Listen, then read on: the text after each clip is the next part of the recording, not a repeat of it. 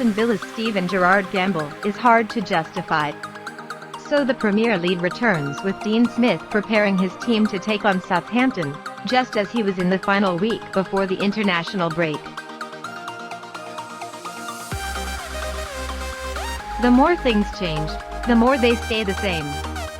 While fans may bemoan the lack of top-flight action over the past fortnight, the clubs themselves have been anything but idle. Norwich, fresh from watching Daniel Farke notch their first win of the season, handed the German his cards, while Aston Villa reacted to a run of 5 straight defeats by sacking Smith the following day. After a brief dalliance with Frank Lampard, the Canaries decided Smith, whose failure to get much of a tune out of Emi Buendia, got from Norwich for £30 million in the summer, must have contributed to his downfall, was the man to arrest their slide back towards the second tier.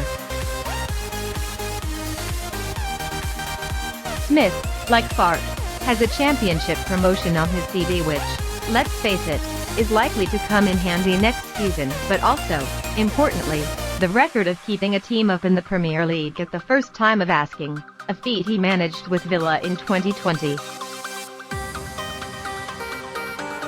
For all the fine work done by Farke in Norfolk, pivoting to Smith before things get completely out of hand seems like a smart move.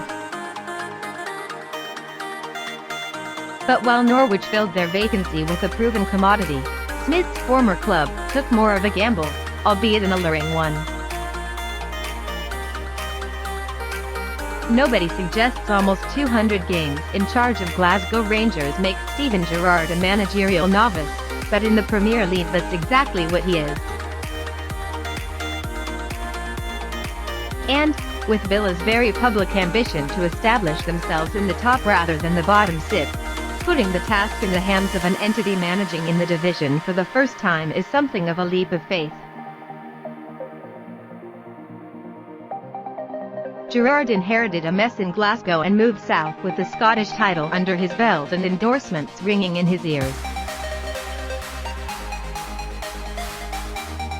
The inspirational former Liverpool and England midfielder has been described as a strong leader who demands respect and does not tolerate second best.